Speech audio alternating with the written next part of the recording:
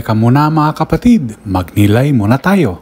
Alam mo ba na ang pinakamahabang karerang takbuhan sa mundo ay ang tinatawag na Self-Transcendence 3,100-mile race sa New York?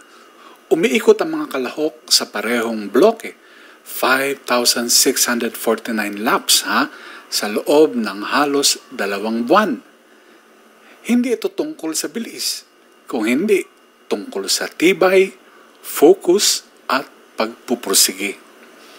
Sa unang pagbasa ngayon, hinikayat ni San Pablo si Timoteo na ipaglaban ang mabuting pakikipaglaban ng pananampalataya at angkinin ang buhay na walang hanggan.